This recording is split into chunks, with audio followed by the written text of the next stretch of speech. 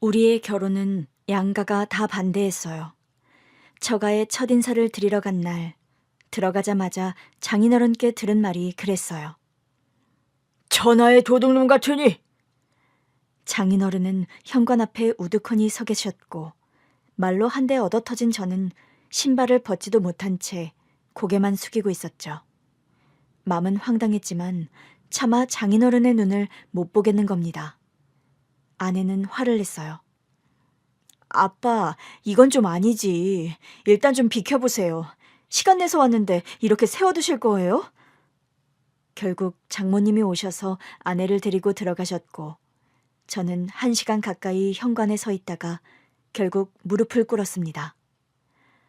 절대 안 굶기겠습니다. 제가 뭘 해서든 먹여 살릴 자신 있습니다. 1시간을 고민한 끝에 한 말이었는데 장인어른께서 대답이 없으시더라고요. 천천히 고개를 들어 눈치를 살폈더니 그제야 말씀하셨어요. 옷장사를 한다고? 네, 난 그게 맘에 안 드는 거야. 집안도 가난해, 여차할 기술도 없어. 그렇다고 대학을 나온 것도 아니야. 사내 놈이 여자를 먹여 살리려면 뭐라도 제대로 하는 게 있어야 할 거 아니야. 겨우 여자 옷을 판다고? 그게 돈이 되겠나? 아직은 미약하지만 제가 정말 잘해내고 싶은 일입니다. 누구나 다 잘하고 싶지. 그러나 잘 되는 사람은 아주 적고. 결국 결혼 허락도 못 받고 쫓겨났어요. 아내가 뒤따라 나오더라고요. 우리 어떻게? 큰일이다. 이대로 우리 집에 인사 가는 게 맞을까? 처음엔 고민했지만 일단 부딪혀보자 싶었어요. 그러나 제가 처가에서 반대를 받은 걸 안 우리 어머니도 가만히 계시지 않았죠. 너희 친정은 뭐 대단한 집이라도 되니? 우리 어머니의 질문에 아내가 많이 당황하더라고요. 저희 아버지가 딸 생각하는 마음에 나도 우리 아들 생각해. 우리 아들 말이 너희 집에서 반겨주시진 않았다 그러는데 내가 보기엔 우리 아들 표정이 반겨주지 않은 정도가 아닌 것 같아서 그래. 너희 집에 인사 갔다 온 날 밤 화장실에서 수돗물을 틀어놓고 꺼이꺼이 울더라. 사실 어머니의 싸늘한 반응에 제가 더 당황했었어요. 저는 처가에서 내가 먹고 살 능력이 있는지 걱정하시는 것 같다고만 했거든요. 그날 밤 제가 혼자 우는 소리를 들으셨을 줄은 전혀 모르고 있었어요. 엄마, 그게 아니라요. 내가 좀 더 능력이 있는 놈이었다면 싶어서 운 거예요. 처가에서 별일 없었어요. 내가 내 아들 표정도 모를까 봐. 나도 너 별로다. 내 아들 귀하게 못 여기는 처가라면 나도 별로라고. 아내는 회사원이었어요. 회사원이었던 아내가 옷을 사러 왔다가 저랑 눈이 맞았는데 사실 그때 제 가게는 겨우 적자만 면하는 상태였어요. 아내는 그런 우리 가게를 애용해주는 단골이었죠. 첫인상은 그렇게 좋진 않았어요. 아내가 매장에 들어오자마자 오만상을 쓰더니 불쑥 그렇게 물었거든요. 여기 청바지가 이게 다예요? 눈에 보이는 게 당연히 다일 거 아니에요. 찾는 게 없으면 다른 가게로 가면 될 것이지. 굳이 따져 묻는 모습이 사나워 보이더라고요. 네, 그런데요. 아니, 핏이 다 왜 이래요? 핏이요? 왜 멀쩡한 옷을 탓하시는지. 제 말에 아내가 코웃음을 치더니 그러더라고요. 여기 장사 잘 안 되죠? 그래서 스트레스가 많으신가 봐요. 그때 진짜 우라통이 터지는 것 같았어요. 지금 뭐라고 하셨어요? 아니, 찾는 옷이 없으면 다른 가게로 가시면 되지. 왜 인신공격하세요? 저 인신공격한 적 없는데요. 딱 봐도 장사가 안 될 것 같아서 그래요. 그게 공격이죠. 저에 대한 공격이라고요. 가뜩이나 장사도 안 돼서 답답한데 왜 이런 진상 손님까지 꼬이나 했어요. 그러자 저한테 사진을 하나 보여주더라고요. 이런 옷이 유행인 것도 몰라요? 네? 내일 모레 다시 올 테니까 이런 청바지로 중청, 진청, 흑청으로 좀 구비해 두세요. 사이즈도 좀 더 다양하게 하고요. 장사 안 된다고 재고만 털려고 하면 절대 성공 못 해요. 처음 보는 여자가 막 잔소리를 하는데 그냥 다른 데 가서 사라고 하고 싶은데 벌써 나가고 없더라고요. 뭐 저런 여자가 다 있어. 뒤늦게 소리쳐봤지만 들어야 할 당사자는 사라지고 없는 상태였어요. 솔직히 그 여자가 사라고 한 청바지 안 사고 싶었는데요. 결국 샀어요. 산 다음 그 여자가 오겠다고 한 날이 오자 종일 초조하더라고요.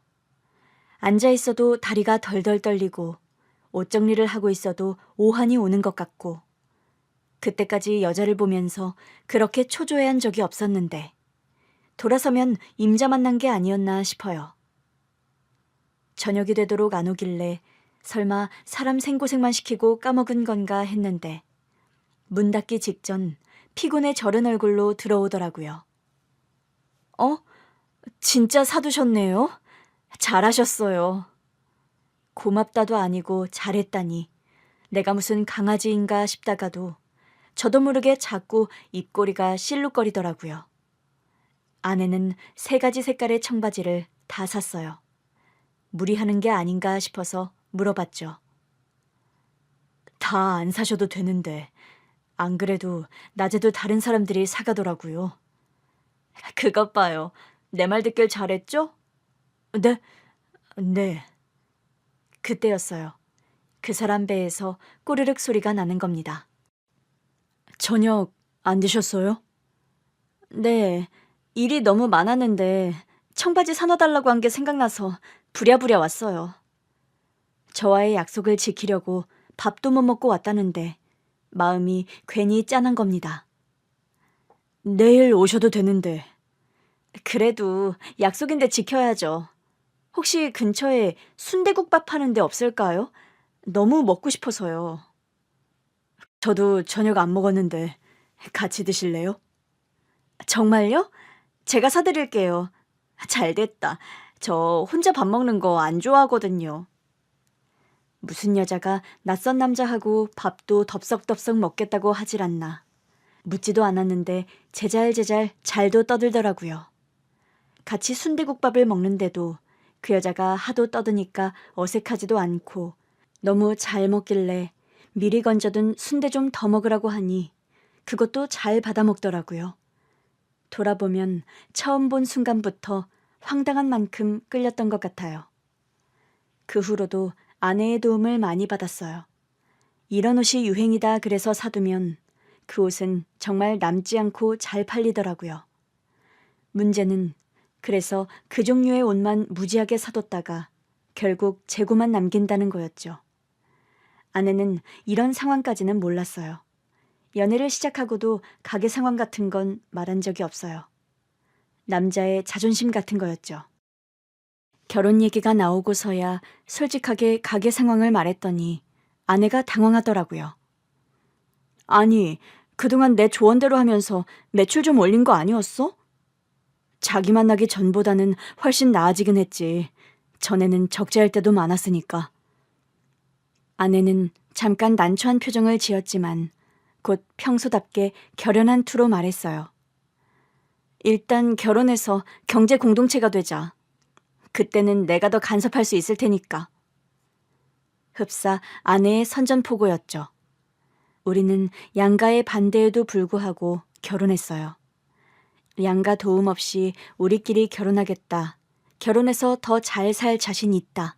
그랬더니 결국 양가 어른들도 어쩌질 못하셨죠. 실제로 결혼 후부터는 제 사업 상황도 월등히 좋아졌어요. 아내가 아예 2팔을 걷어붙이고 제 장사에 관여하기 시작했거든요.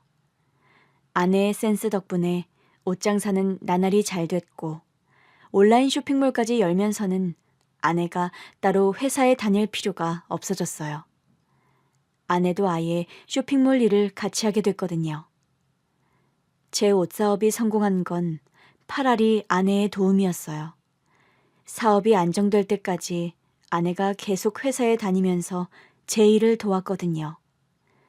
제가 업고 다녀도 모자랄 여자였죠. 사업이 안정되면서 임신 계획도 세웠어요. 딸이 태어나면서부터는 아내는 일보다는 육아에 더 힘쓰면서 사실상 재택근무를 해줬죠. 아내가 없었다면 저에게는 딸도 사업가로서의 성공도 없었을 거예요. 평생 호강시켜 주겠다고 이제부터 아내는 아이 키우고 엄마로 사는 삶에 더 집중할 수 있게 하겠다고 호언장담한 지 석 달도 안 지났을 거예요. 아내가 암 진단을 받았어요. 수술도 하고 항암 치료도 병행했는데 자꾸 암이 전이되더라고요. 아내가 딸이 1살 때 암 진단을 받으면서 사실상 딸은 엄마 품에서 자라지 못했어요. 양가 부모님께서 많이 봐주셨고 저는 사업과 아내 병수발을 병행하느라 정신이 없었죠. 그래도 아내가 낫기만 한다면 그게 딸을 위한 길이라고 생각하며 버텼어요. 그러나 결국 아내는 세상을 떠나고 말았습니다. 그 사이 딸은 4살이 돼 있었어요. 애가 할머니들 손에서 자라서 그런지 청국장도 잘 먹고 유치원에 가서도 애들하고 구수한 말투를 쓴다고 선생님들이 재밌어 하시더라고요. 그러나 아내를 보낸 저로선 엄마 품에서 못 자란 제 딸이 안쓰럽기만 했어요. 이제부터는 제가 키우겠다고 했더니 양가 부모님들이 걱정하시더라고요. 자네는 일해야 하는데 애를 어떻게 키우겠다고 그래? 지금까지도 나랑 사부인이 키웠으니까 초등학교 갈 때까지라도 우리가 봐줄게. 장모님, 허리 디스크 생기셨잖아요. 우리 어머니도 손목 수술하셨고요. 2분 하실 만큼 하셨어요. 그럼 내가 사부인보다 더 많이 볼게. 제가 아빠예요. 그간은 아내 병수발 때문에 못 키운 거고요. 엄마 품에서도 못 자랐는데 이제라도 아빠 품에서는 자라게 해야죠. 고집은 피웠지만 막상 데리고 오니 쉽지 않더라고요. 제가 어설프니까 딸이 자꾸 할머니들을 찾았어요. 그때마다 죄책감이 밀려왔죠. 아내 병소발만 신경 쓰느라 우리 딸이 좋아하는 것도 모르고 아빠가 돼서는 딸을 편하게 못 해주는구나 싶어서요. 처음에는 2분 어머니께 잠깐씩이라도 부탁을 드릴까 했는데 그냥 버텼어요. 딸도 저도 서로에게 적응할 시간이 필요하다고 생각하려고 했죠. 고맙게도 결국 딸이 저와 사는 일상에 적응을 해주더라고요. 반찬은 2분 어머니께 도움을 받았지만 그 외의 모든 건 제가 다 했어요. 덕분에 딸은 건강하게 잘 자라서 초등학교에도 입학하게 됐죠. 그 사이 양가 어머니들께 재혼 안 할 거냐는 말을 많이 들었어요. 심지어는 장모님이 더 하시더라고요. 이제 그만 다른 사람도 만나보고 해. 우리 애가 걱정할 것 같아서 그래. 우리 딸이 그랬잖아. 자기 가고 나면 좋은 사람 만나라고. 딸 생각해서라도 꼭 그렇게 하라고. 어머니, 저는 제 딸의 엄마가 돼줄 사람을 찾을 생각은 없어요. 아니, 왜? 자기가 낳은 자식도 아닌데 진짜 자식처럼 키워줄 여자가 얼마나 있겠어요. 그냥 부족하더라도 제가 더 정성껏 키울래요. 그럼 재혼 생각이 아예 없는 거야? 솔직히 한다 안 한다 하는 생각도 해본 적이 없는 것 같아요. 양가 어머니들이 그렇게 원하셨지만 저는 10년간 일도 하고 딸 키우는 데만 집중했어요. 그러는 사이 사실 마음이 가는 사람을 만나긴 했어요. 거래처 사장님이었는데 첫인상이 꼭 먼저 간 제 아내 같은 겁니다. 보통 거래처라고 하면 서로 예의를 지키기 마련이잖아요. 그런데 저를 보자마자 그러더라고요. 밥도 안 먹고 다니시나 봐요? 예? 아니, 피죽도 못 얻어먹은 얼굴로 장사를 하시면 어떡해요? 자고로 장사하는 사람은 넉넉해 보여야 해요. 제가 빈곤해 보이나요? 네. 저기, 일어나세요. 예? 계약 건으로 막 카페에 마주 앉았을 때였어요. 대뜸 일어나라고 하더라고요. 나갑시다. 밥부터 먹게. 다 먹고 살려고 하는 거잖아요. 아니, 좀 전에 커피 시켰잖아요. 아직 나오지도 않았는데. 테이크아웃해서 가지고 가면 되죠. 별 걱정을 다 하시네. 아내를 보낸 뒤 처음으로 아내 못지않게 거침없는 여자를 본 거였어요. 처음에는 아내에 대한 그리움 때문에 신경이 쓰이나 했어요. 그래도 좋은 거래처였다 보니 계약도 하고 그 후로도 한 번씩 볼 일이 있었는데 그때마다 자꾸 밥을 먹자고 하더라고요. 그때마다 자꾸 자존심이 상하는 기분이 들더라고요. 그래서 일부러 근육도 좀 키워보고 최대한 챙겨 먹으려고 했어요. 그랬더니 어느 날 불쑥 사장님이 저를 보며 환하게 웃더라고요. 이제 좀 보기 좋으시네요. 제가 괜한 오지랖을 떨었나 싶긴 한데. 그러면서 저한테 몇 겹짜리 거대한 반찬통을 내미는 겁니다. 제가 한 반찬인데 따님이랑 드시라고요. 혼자 딸 키우신다는 거 최근에 알았어요. 저는 말한 적이 없는데. 지난번에 급한 건으로 대표님이랑 연락이 안 돼서 사무실로 연락했더니 대표님이 학부모 상담을 가셨다는 거예요. 그래서 지금 근무 시간 아니냐고, 아무리 대표라도 막 자리 비워도 되는 거냐 그러면서 농담 반 진담 반으로 그랬더니 혼자 따님을 키우셔서 부득이하게 자리를 비우셨다고 죄송하다고 하더라고요. 아차 싶었죠. 왜 그렇게 피죽도 못 얻어먹은 몰골로 다니시나 했더니 마음의 상처가 깊으셨겠어요. 제가 실수했던 것 같아요. 제가 아무것도 모르고 떠들었어요. 죄송해요. 아니에요. 덕분에 저도 건강에 신경 많이 쓰게 됐어요. 해주신 말씀도 다 맞고요. 사업하면서 건강한 이미지를 갖는 거 중요하죠. 도움이 됐습니다. 이렇게 반찬까지 안 해주셔도 되는데. 그때부터 사람이 좀 다르게 보이더라고요. 직접 했다는 반찬도 하나같이 맛있었고요. 그렇게 알고 지내다 보니 친한 친구처럼 편해지기도 하고 자연스럽게 연애가 시작됐어요. 그러던 어느 날 그 사람이 저한테 청혼을 하더라고요. 우리 같이 살아볼래요? 결혼하자고요? 네. 우리 연애하고 있었던 거 아니에요? 맞죠. 맞긴 한데. 솔직히 난 자식을 낳아본 적도 없고 결혼도 안 해봐서 다 서툴 거예요. 그래도 친한 친구처럼 의리 있게 살 자신은 있는데 어때요? 의리 있는 건 알죠. 근데 우리는 사업적으로도 좋은 파트너고 혹시 모르죠? 가족으로도 잘 맞는 파트너일지? 물론 저도 그 사람과의 재혼을 생각 안 해본 건 아니었어요. 그러나 매번 그 사람이 초혼이라는 점, 저에게 딸이 있다는 점이 늘 마음에 걸렸죠. 그런데 우리 딸이 재혼을 찬성하더라고요. 난 아빠도 행복했으면 좋겠어. 사실 나는 엄마에 대한 기억도 별로 없잖아. 나도 엄마라고 부를 사람이 있었으면 좋겠어. 엄마로서 능숙한 사람은 아닐 거야. 사업하는 사람이기도 하고. 아빠가 좋으면 난 좋아. 결국 딸의 응원을 받으며 재혼을 결심했어요. 새아내도 딸과 친구처럼 잘 지내더라고요. 아내와 사별한 지 10년 만에 한 재혼이었어요. 모두가 축복하는 가운데 재혼했고 처음에는 잘 지내는 줄만 알았어요. 그런데 딸의 낯빛이 자꾸 어두워지고 심지어는 애가 점점 야위어가는 겁니다.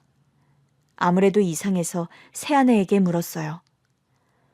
요즘 숙회 안색이 왜 그러지? 살도 많이 빠진 것 같고 혹시 당신 뭐 잘못 먹인 건 아니지? 당신 설마 내가 계모라 숙희한테 해코지라도 했다는 거야?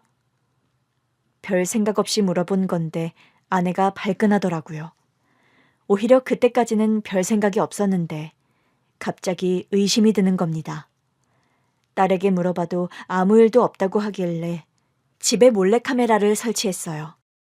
딸 입장에선 무슨 일이 있다고 해도 말을 못할 것 같더라고요. 그렇게 카메라를 설치한 뒤 딸이 돌아올 시간에 맞춰 실시간 모니터링을 시작했죠.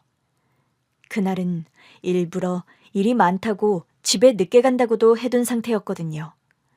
딸이 집에 오자마자 그대로 거실 소파에 드러눕더라고요. 그런데 아내가 같이 들어오지 뭐예요. 퇴근이 너무 이르다 싶은 시간이었어요. 일단 아내에게 전화를 걸었죠. 당신 어디야? 어디긴 회사지. 뭐? 왜? 내가 이 시간에 회사에 있는 게 이상해? 아니, 그게 아니라. 나 바빠, 끊어. 아내가 저한테 회사라고 거짓말을 하더라고요. 전화를 끊은 아내는 바로 딸을 화장실로 데리고 갔어요. 저는 영상에 나온 아내의 행동에 초조해 입을 틀어막았어요. 대체 뭐 하는 거야? 집에 가봐야 하나 싶던 차, 딸이 씻고 나오는 것 같더라고요. 아내는 딸을 방으로 들여보내더니 부엌으로 가서 밥을 준비하기 시작했어요. 혹시 음식에 이상한 걸 넣는 건 아닌가 봤는데 별다른 건 안 보이더라고요. 아내는 딸이 좋아하는 돈가스를 튀기고 있었어요. 저녁을 먹는 내내 아내가 딸의 밥 위에 반찬을 얹어주더라고요. 이것도 좀 먹어봐. 그만 먹고 싶어요. 왜? 너 좋아하는 수제 돈가스도 이만큼이나 남았는데? 그만 먹고 쉴래요. 그러나 딸은 영 기운이 없는 듯 했어요. 결국 딸은 이른 잠자리에 들었고 아내가 방으로 따라 들어가더라고요. 저는 급히 딸의 방 화면으로 넘어갔죠. 딸이 침대에 눕자 아내는 딸의 이부자리를 봐줬어요. 오늘 힘들었지? 그냥 졸려요. 알겠어. 얼른 자. 갑자기 딸에게 오늘 많이 힘들었냐고 묻는 아내의 말이 영 이상했어요. 아무래도 둘이 어딘가를 다녀온 것 같더라고요.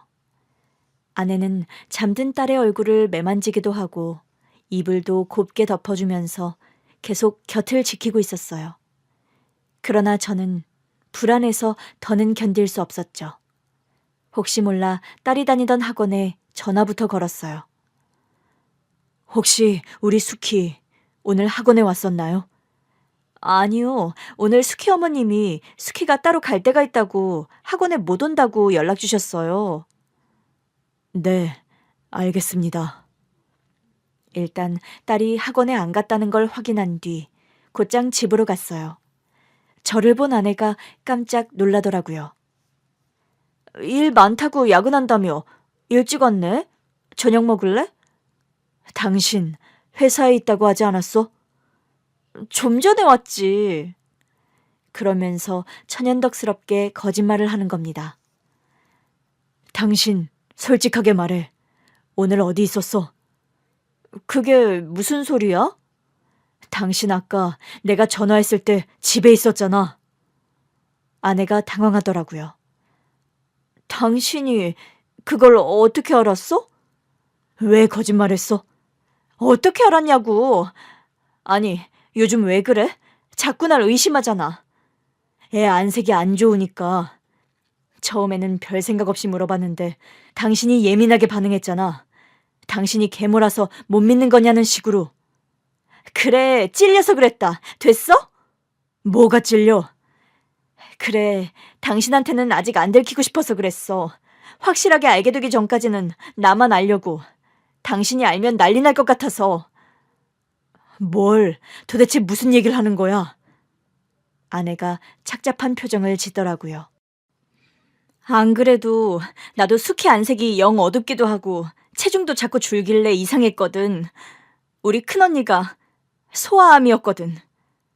당신, 갑자기 그게 무슨 소리야?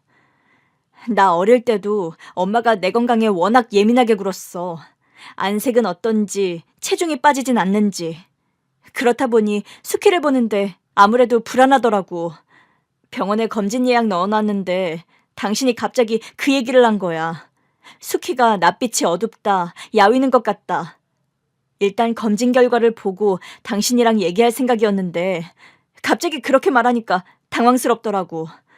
그래서 나도 모르게 화부터 낸 거야. 아니, 그러면 그렇다고 말했으면 좋았잖아. 그럼 혹시 오늘 병원에 데리고 갔다 온 거야? 응. 오늘은 예약해둔 검진 날이었어. 유명한 병원으로 가느라 시간이 좀 걸렸어. 그럼 나한테 말했어야지. 당신이 알면 가슴이 무너질 거 아니야. 낳지도 키우지도 않은 나도 이렇게 착잡한데 당신은 오죽하겠냐고. 가뜩이나 전처도 암으로 떠나보낸 사람인데 딸까지 암일 수 있다고 하면 못 견딜 것 같아서 그랬어. 그런 줄도 모르고 당신 몰래 집에 카메라도 설치했단 말이야. 아내가 화들짝 놀라더라고요. 뭐? 어디? 저기랑 부엌이랑 수키 방이랑. 아내가 제 등을 찰싹 내리치더라고요. 당신 미쳤어? 애 방에 그런 건 왜 설치해? 요즘 수키가 얼마나 예민한 줄 알아? 나는 당신이 예민하게 반응을 하니까. 수키 자니까 수키 방에 설치한 거라도 빨리 떼. 가뜩이나 사춘기라 예민한데 카메라 단줄알면 난리나. 하루밖에 안 됐어. 당장 떼라니까? 저는 일단 아내 말대로 딸의 방에 설치한 카메라부터 뗐어요. 아내가 보더니 어이없어 하더라고요. 날 진짜 의심했다 이거지? 아니, 그게 원래는 아니었는데. 진짜 어이가 없다. 내가 자기 딸 잡아먹을까봐 걱정했다. 이거 아니야? 저는 아내 앞에서 무릎을 꿇었습니다. 전처 장인어른 앞에서 꿇고 처음이었을 거예요. 여보, 내가 잘못했어요. 아내는 그런 저를 어이없다는 듯 내려다보더라고요. 그날 밤 전처 장모님께 전화를 받았어요. 수키는 잘 지내? 새엄마랑은 어때? 잘 지내요. 근데 문제가 하나 생겼어요. 문제? 제가 새아내를 의심했었다고 말하자 장모님께서도 혼을 내시더라고요. 결혼식 때 보니까 사람이 싹싹하고 착하던데 왜 그랬어? 갑자기 반응을 그렇게 하니까요. 싹싹 빌었어? 네, 빌긴 했는데 화가 풀린 건지는 모르겠어요. 부부 사이의 일은 알아서들 하고. 그나저나 우리 손녀를 어쩜 좋아? 어디가 많이 안 좋으면 어떡하지? 부디 별일 아니기를 기다려봐야죠. 무슨 일 있으면 바로 연락해줘. 내 도움 필요하면 언제든 말하고. 그리고 무조건 빌어.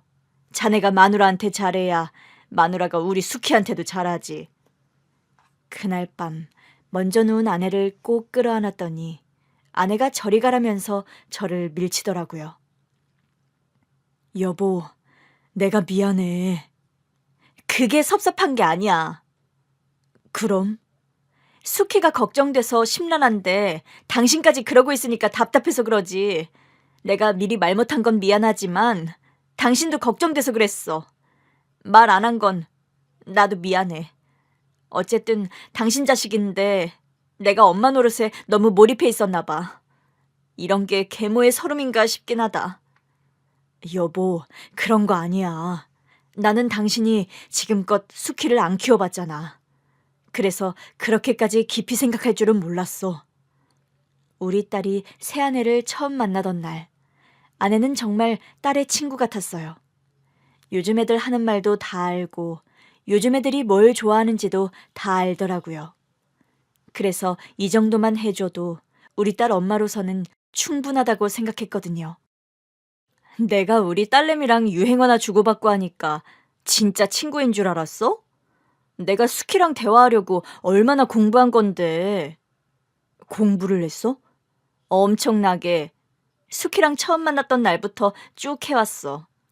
솔직히 내가 어떻게 해도 수키를 낳아준 엄마처럼은 안 될 거 아니야. 내가 애를 낳아본 것도 아니고. 그래서 내가 할 수 있는 최선이 뭘까 고민했지.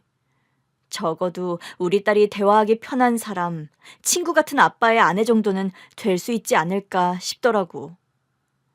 당신이 우리 딸이랑 잘 지내려고 그렇게까지 노력한 줄은 몰랐네. 그러니까 당신이 날 의심했겠지. 날 그렇게 못 믿으면서 재혼은 어떻게 했어? 못 믿는 거 아니라니까. 애가 아픈 것 같으니까 나도 예민해져서 그랬어. 결국 아내가 먼저 화를 풀어주더라고요. 지금은 일단 수키만 생각하자. 사실 나 느낌이 안 좋아. 어? 느낌이? 당신도 이왕 알게 된 거 각오하고 있는 게 좋을 것 같아. 그렇다고 너무 절망하진 말고 행여 뭐가 나오더라도 치료하면 되는 거니까. 알겠지? 저는 그때까지도 아내가 느끼는 불안감의 실체를 잘 몰랐어요. 얼마 후 딸의 검진 결과를 들으러 가서 확실히 알게 됐죠. 간암이네요. 제가 너무 기함하니까 아내가 제 등을 두드리며 진정시키더라고요. 시모, 여보, 우리 수키가... 진정해. 우리는 부모야. 여기서 절대 무너지면 안 돼. 기절하기 직전인 저와 달리 아내는 침착하게 의사 선생님의 말씀을 다 들었어요. 그러니까 그래도 우리 애는 절제로 수술이 가능하다는 거죠? 네, 다행히 절제만으로도 일단 희망이 보이는 상태예요. 하지만 절제 후의 상황에 따라서 추가적인 치료가 필요할 수는 있습니다. 선생님, 그게 무슨 말씀이세요? 당연히 암이 있는 부위는 절제하는 거잖아요. 저는 딸이 간암이라는 사실 하나로도 도저히 진정이 안 되는 상태였어요. 의사 선생님이 차분히 설명해 주시더라고요. 간암 진단을 받았을 때 절제가 가능한 환자도 절반이 되지 않거든요. 절제가 안 되면 다른 화학요법도 사용해야 하는데 절제해서 아예 제거를 못하면 확실히 생존율이 낮아져요. 그러니 불행 중 다행이라는 뜻이죠. 현재로선 다른 장기 전이도 없어 보이고 제가 보기엔 시어머니께서 빠른 판단으로 검진을 받게 하신 게 신의 한 수였다고 봅니다. 결국 제가 의심했던 제 아내가 딸을 살린 거나 다름없단 얘기더라고요. 병원을 나오자마자 저는 아내를 끌어안고 울었어요. 여보, 내가 정말 잘못했어. 내가 미안해. 당신이 우리 딸을 살렸어. 빨리 진단받은 덕에 수술만 하면 완치할 가능성이 높다잖아. 여보, 진정해. 어디까지나 수술 전이잖아. 우리 언니도 처음엔 의사가 그렇게 말했는데 막상 열어보니 범위가 커서 절제하고도 치료를 한참이나 더 받았어. 그때 언니를 생각하면 지금도 가슴이 아파. 얼마나 앙상하게 말랐었는데. 저 형이 그런 아픔이 있었는지 몰랐네. 지금은 아주 건강해 보이셔서. 다 우리 엄마의 노력이 있었지. 그러니 어쩌겠어. 우리는 이제 수키의 건강을 평생 책임져야 하는 사람들이 된 거야. 정신 똑바로 차려야 해. 얘부터 안심시키고 우리가 든든하게 곁을 지켜주자. 난 당신이 없었으면 진지게 무너졌을 거야. 내가 그럴까봐 말을 못했어. 전처도 암으로 보내고 딸까지 암이라니. 또 절망에 빠지고 있네. 우리 수키는 수술만 잘 받아도 회복 가능하다고 했어, 안 했어? 했지. 나도 알지. 근데 갑자기 수키 엄마 간병하던 시절이 생각나서 무섭네. 내가 옆만 지키면 어떻게든 회생할 줄 알았는데 결국 떠났으니까. 내가 우리 수키 어릴 때 지 엄마만 신경 쓰고 아빠 노릇을 못해서 애가 약하게 컸나? 나는 그냥 우리 딸한테 엄마를 건강하게 돌려주는 게 최선이라고 생각했던 건데 아빠라도 옆에 있어줘야 했나 봐. 갑자기 그게 마음이 아파? 다 내 탓 같아.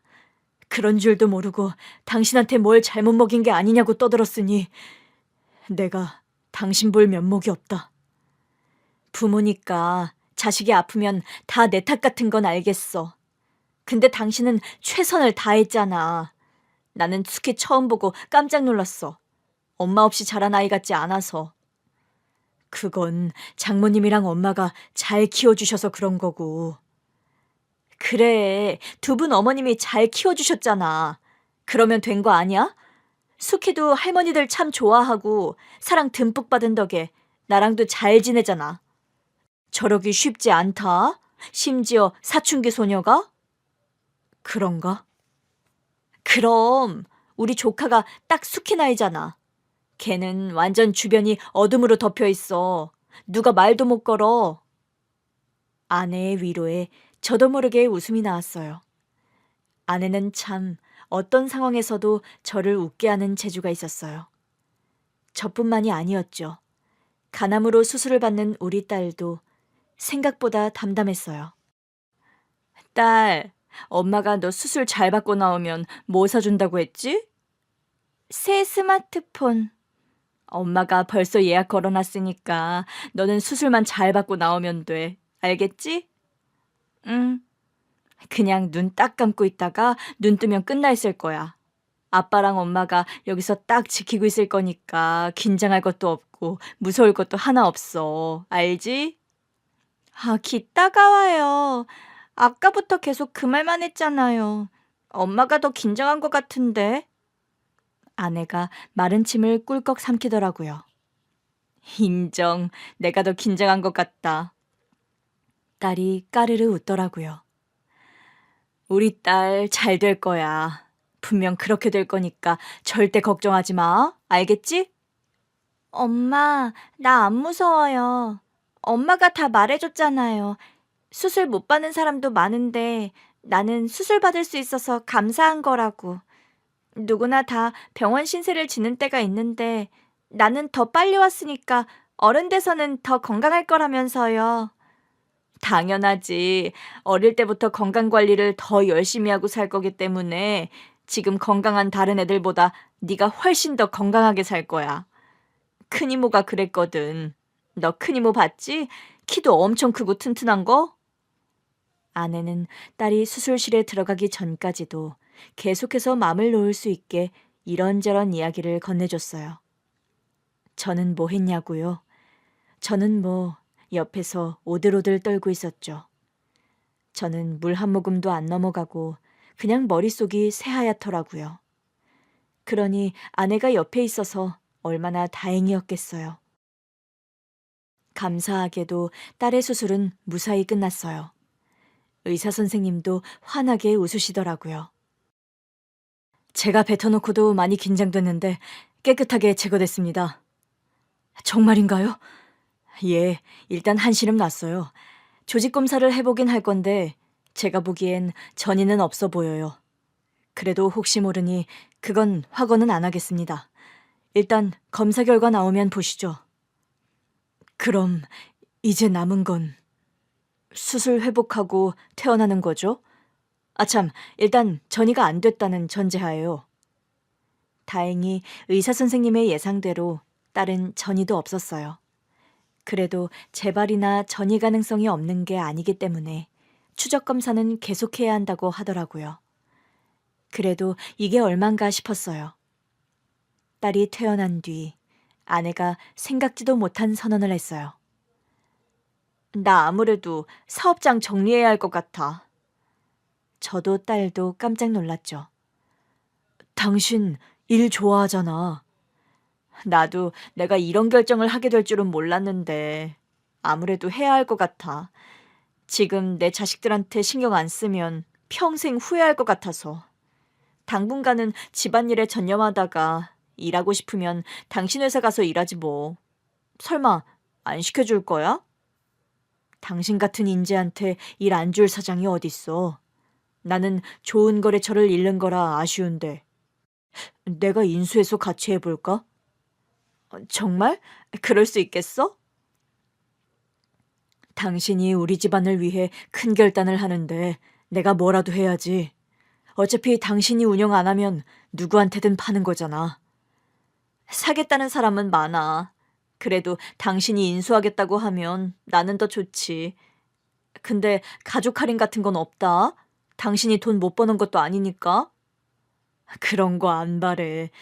당신이 열심히 일군 회사인데 당연히 제값 주고 인수해야지. 좋아. 그럼 그렇게 하는 걸로 할까? 근데 여보. 응? 당신 좀 전에 자식들이라고 하지 않았어? 혹시 당신한테나 남편이 아니라 아들이야? 제 말에 아내가 갑자기 웃음을 터뜨리더라고요. 그게 그렇게 해석되나? 그런 뜻으로 한 말은 아니었는데. 난 또 내가 이번에 우리 딸 수술할 때 너무 연약한 모습을 보여서 이제 당신한테는 남자로도 안 보이나 했네. 그건 아니고 사실은 어? 좀 더 이따가 말하려고 했는데 우리 딸 좀 더 회복하고 나서. 무슨 얘기? 오늘 한 얘기 말고 뭐가 더 있어? 그때였어요. 우리 딸이 그러더라고요. 아빠, 엄마 뱃속에 내 동생이 있어. 아내가 더 놀라더라고요. 딸, 그거 어떻게 알았어? 엄마가 토할 것처럼 우엑 이런 적 있잖아. 내가 무서워서 친구한테 말했더니 친구가 입덧이라고 했어. 친구가 입덧을 알아? 응, 자기 엄마도 동생 가졌을 때 그랬대.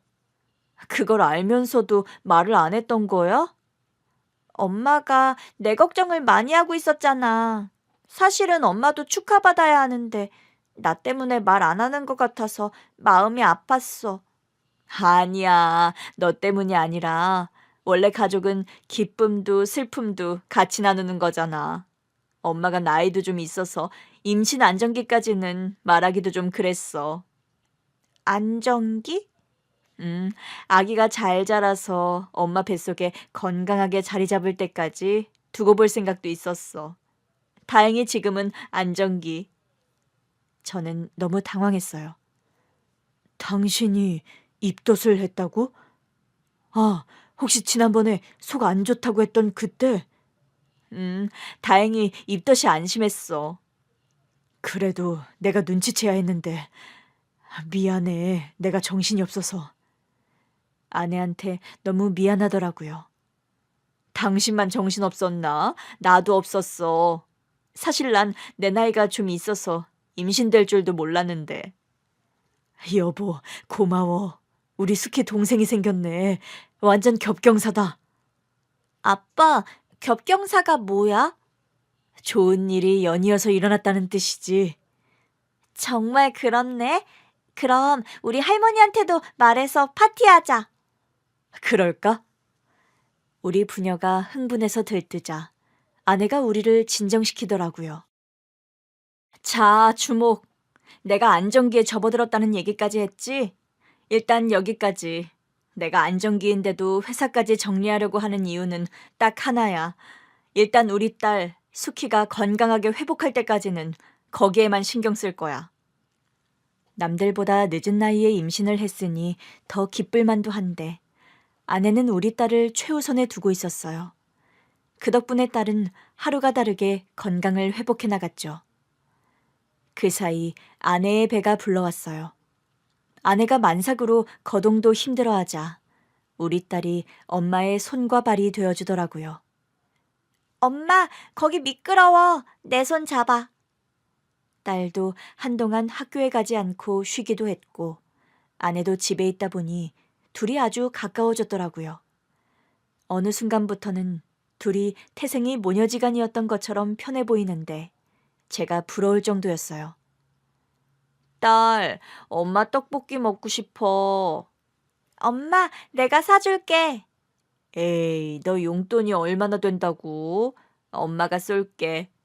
나 용돈 많아. 솔직히 쓸 데도 별로 없어서 다 모았어. 그래서 진짜 네가 사준다고? 할머니가 아시면 엄마더러 계모라고 뭐라고 하실 것 같은데. 아니다. 네 아빠가 그럴 수도 있겠다. 부엌에서 두 모녀 먹을 저녁을 차리고 있는데 저 들으라는 듯이 그러더라고요. 저는 잽싸게 나와 석고되죄하는 심정으로 머리를 조아렸습니다. 여보, 제가 지금 두 분 드시라고 건강한 밥상을 준비하고 있는데 이러시면 안 되죠. 떡볶이라뇨. 수키야, 네 아빠 말투가 왜 저러니? 엄마가 중전마마인 것 같은데? 예, 맞습니다. 중전마마. 공주님, 두 분 다 일단 밥을 드시는 게 어떻겠어요?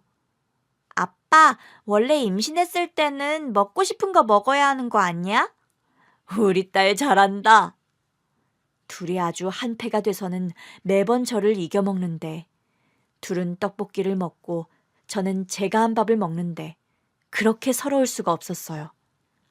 그러나 한때 아내를 의심했던 죄로 저는 섭섭한 티도 낼 수 없었죠. 그 사이 우리 어머니도 자주 우리 집에 오셨어요. 늘 음식을 한가득 해오셨는데 전부 우리 딸과 아내 먹일 보양식이었어요. 식기 전에 얼른 먹어. 그러면서 푹 꼰 닭다리를 아내 앞에 하나, 딸 앞에 하나를 놔주시더라고요. 저는 섭섭해서 물었습니다. 엄마, 내 계모예요? 넌 닭가슴살 먹으면 되잖아. 닭가슴살이 몸에는 가장 좋다더라. 그러나 저의 계모 발언에 아내가 정색하더라고요. 지금 계모 앞에서 계모 발언한 거야? 굉장히 경솔한 것 같은데?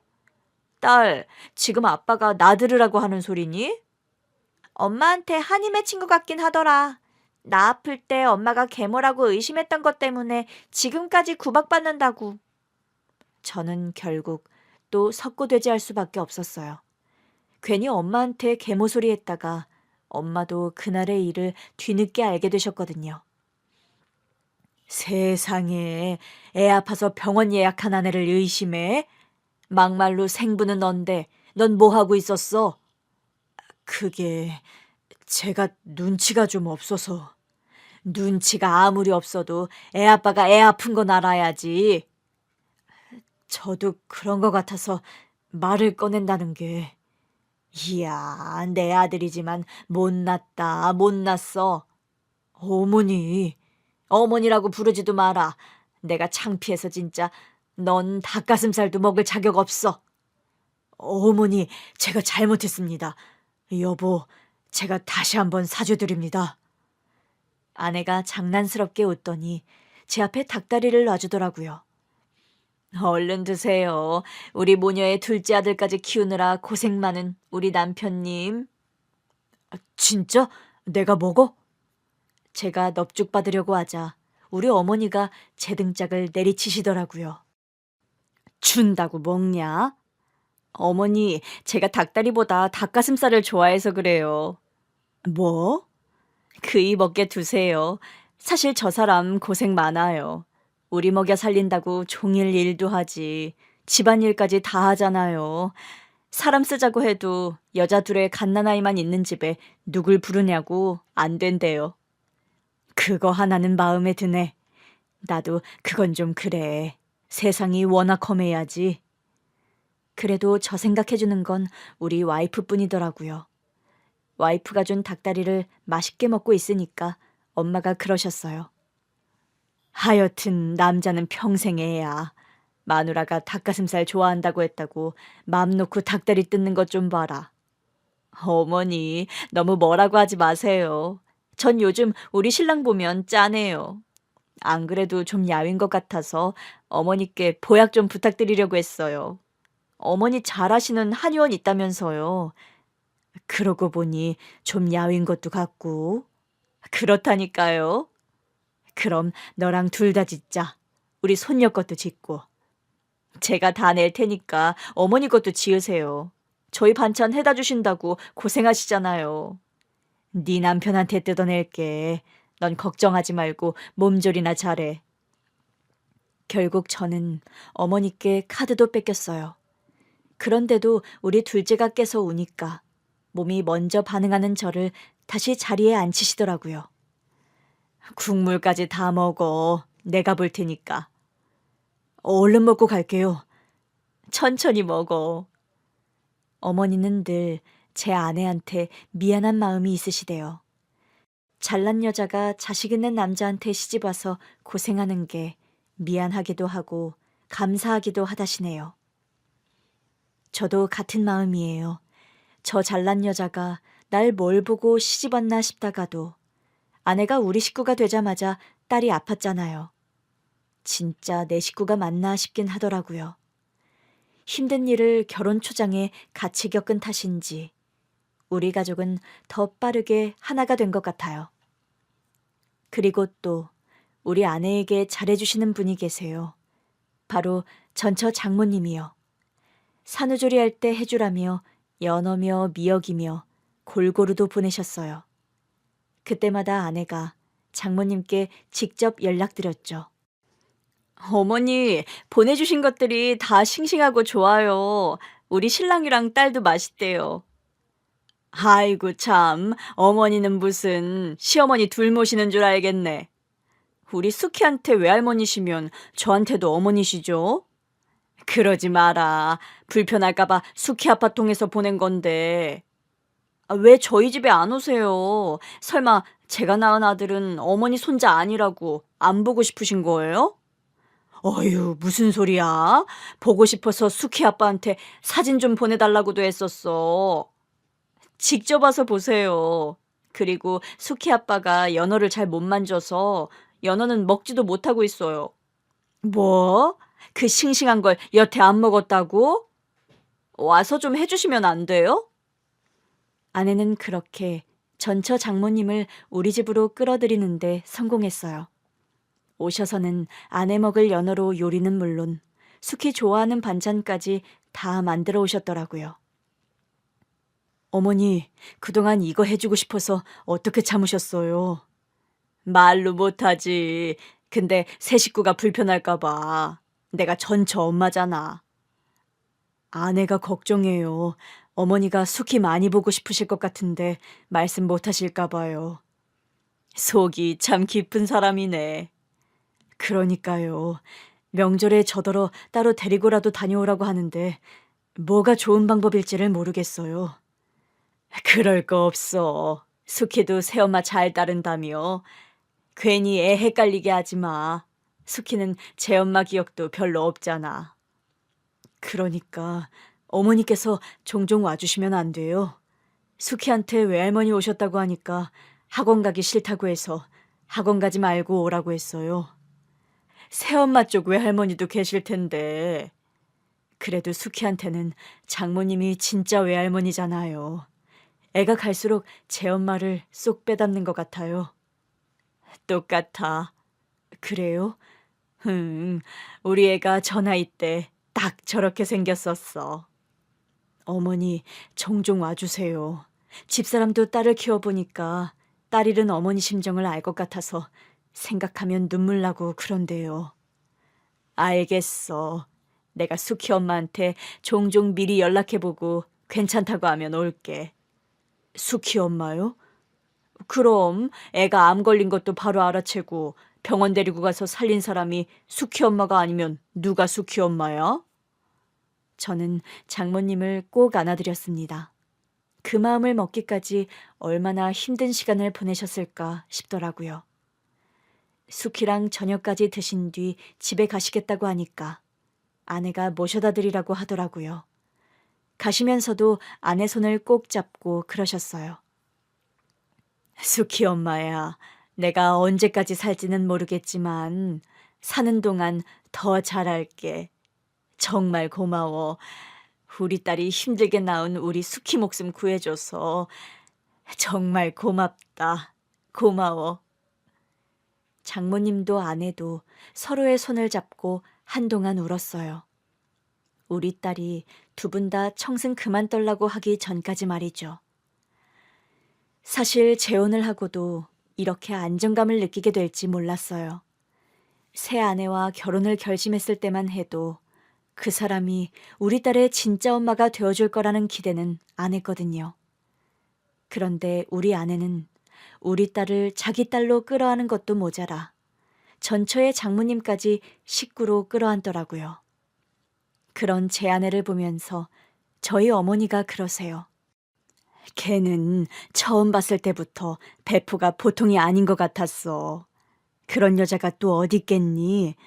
네 마누라 아니었으면 전처의 엄마까지 어떻게 한 식구처럼 살겠어. 너무 한 식구처럼 살아서 탈이죠. 세 분 지난번에 가을 단풍 보러 가신다고 고속버스 타고 나가셨다가 길 잃어버리셔서 저랑 애엄마가 세 분 찾느라 진땀 뺀 거 기억하시죠? 아이고, 알았다니까. 이제는 어디 갈 때는 미리 말하고 무조건 택시 타고 다닌다고 했잖아. 세 분 다 건강 조심하셔야 해요. 다음 주에 셋이 같이 가서 받는다니까. 아이고, 끊어라. 나 저기 뭐 올려놓고 깜빡했다. 요즘 우리 어머니는 제 잔소리가 듣기 싫다며 통화도 얼른 끝내려고 하세요. 그러면서 애엄마랑은 1시간씩 통화를 하시더라고요. 우리 수키도 벌써 고등학생이에요. 아내도 저도 수키가 어린 동생한테 관심을 뺏기고 힘들어하면 어쩌나 했는데 남자친구가 생기더니 같이 공부도 하고 한 번씩 데이트도 하고 하는 것 같더라고요. 그러면서도 집에 있을 때는 우리 부부보다 동생을 더 잘 봐요. 둘째가 칭얼거리다가도 누나 품에만 안기면 자더라고요. 곧 있으면 결혼기념일인데 새 집의 어르신들이 우리 부부끼리 시간 좀 보내고 오라고 하시네요. 아내는 아직 애들을 떼놓는 게 마음이 안 놓이는 눈치라서 제가 작정하고 둘이 짧은 여행이라도 가자고 했습니다. 시작부터 자식이 있었던 부부라 돌아보니 둘이 보낸 시간이 별로 없더라고요. 이번 여행만큼은 아내를 공주님처럼 모시고 다니면서 둘만의 추억을 많이 만들고 와야겠습니다.